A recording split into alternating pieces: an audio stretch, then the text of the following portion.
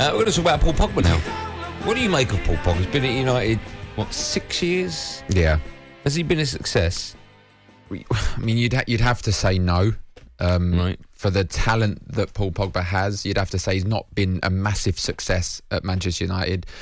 Whether that's down to him, whether that's down to the managers, whether that's down to the players he's played with, or all of the above, which is a shame because he's a very talented guy. You're being a Manchester United fan, you'll know that. He has his moments, just not enough of them.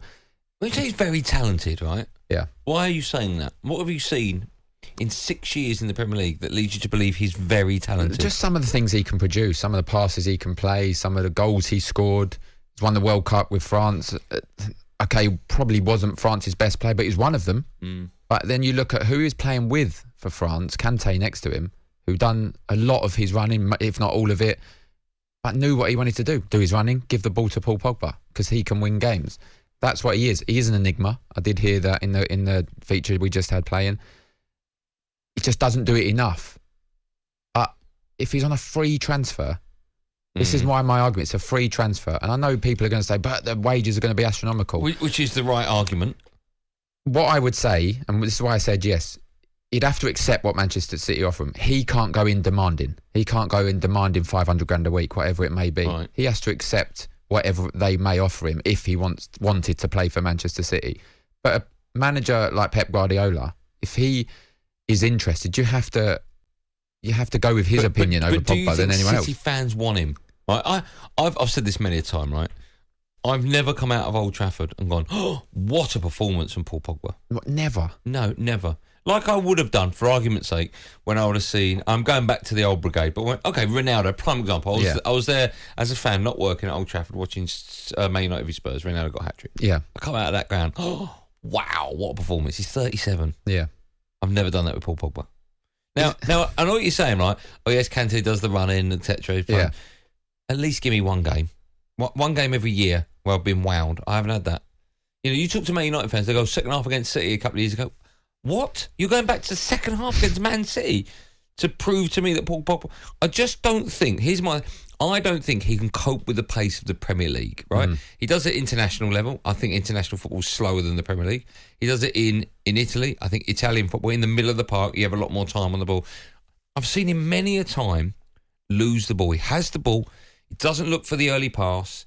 He maybe beats one or two players, holds on, pushes his arm out, stretches out, tries to fend someone off, loses the ball 9 times out of 10. I find it so frustrating. The thing I see is, and I could be so wrong, and if he ended up going to Manchester City, apparently it's denied, but if he did, I could be proved wrong, of course. But I don't see many players in the Manchester United team on the same wavelength as Paul Pogba.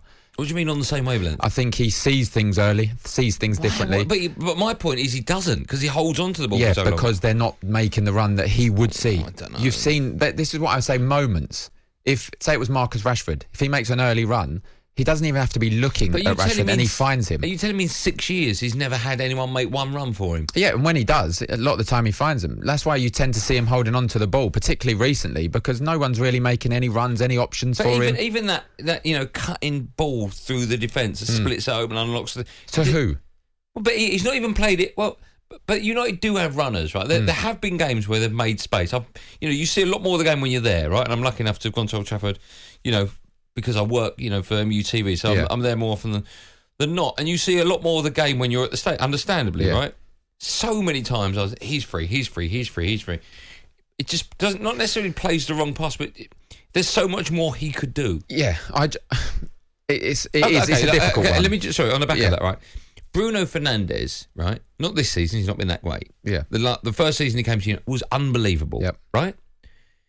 Now, you could, in the same team, so if United don't have runners, they don't have them for Paul Pogba or for Bruno Fernandes. Whatever problems you have with Paul Pogba, they will be the same for Bruno Fernandes. Yeah. But Bruno Fernandes, that season he came to, was unbelievable for that season. He was, you're absolutely right. I've not seen that season of Paul Pogba. I think in the same United team. In terms of Bruno, I think he played higher up than Paul Pogba. Yeah. So when he does turn 30 yards out, people will run. Now, I look at Paul Pogba getting it quite deep, looking up, seeing some movement. There is no movement, so he turns out dribbles. He doesn't play that deep because United have two. You know this, I know, but United have usually Scott McTominay and Fred, sometimes Matic, so they have that sitting holding role.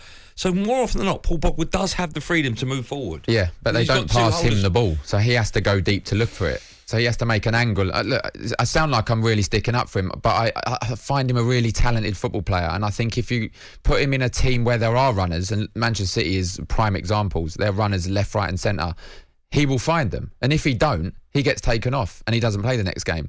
He will evolve. Okay. If he's as good as I think he is, he'll evolve to Pep Guardiola's team. I want to take this call. Just a yes or no. Does he improve Man City? I mean, it's difficult though. If you're going to pay someone 350 grand a week, surely they've got to improve your team, right? With Fernandinho leaving, you have Rodri, De Bruyne and Pogba in the middle. He doesn't make them weaker. Does he improve them? No. It doesn't make them weaker. It doesn't make them stronger. It doesn't. Paul Pogba, the player you've just spent 10 minutes telling me how amazing he is. Well, it's unknown at the moment. But he doesn't, in your if world, Paul Pogba, who I think would turn up there Yeah. and adapt to Pep Guardiola's role, yes, he would make them stronger. Yeah. So what do you say no for? Because I'm thinking of the Paul Pogba now that you're arguing about. The moment you put Paul Pogba right now into the team and he plays the way he is now, no, he wouldn't. The 6 years you've seen Paul Pogba in the Premier League, does he improve Man City? Well, that's a stupid question. Okay, but you know the he's answer. playing for Manchester United, not Manchester City. What's the answer? I think he finds runners. Does he improve them? Are they better? He'll improve. Well, how can they be better? They're winning the Premier League. The fact that you're going... tells me a lot. Let's speak to Logan. He's an Arsenal fan. Hello, Logan. All right, guys. How you doing? We're good. How are you? Yeah, not bad, thanks. I just wanted to chime in. I, as an Arsenal fan, I wouldn't even touch Paul Pogba for Arsenal. I think there's many better players out there for a cheaper wage and price. I know he's going for free, but I don't think he's going to improve Man City at all. I think they can get away without even signing another midfielder, even though Fernandinho's leaving, and still be of the same quality now that they're going to be getting Haaland, so that adds another dimension of their play. Mm-hmm. But yeah, Paul Pogba, I think his attitude's just not right. I think, maybe if he goes to Man City, he'll have like a few good games. Pep might seem to improve him, but then, the underlying attitude's there. I don't think he really adds anything. Would you have him at Arsenal, Logan? No, not at all. Oh, you would.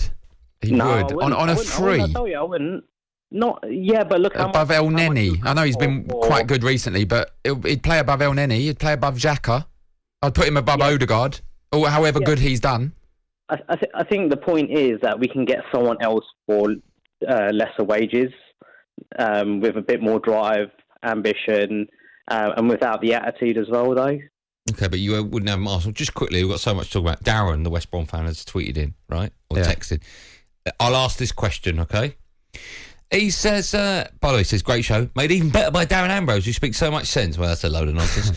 If Paul Pogba was English, would he get a game for Gareth Southgate? What a great question that is. Would he? Yeah. Would he? Where? Yeah. Where would you play him?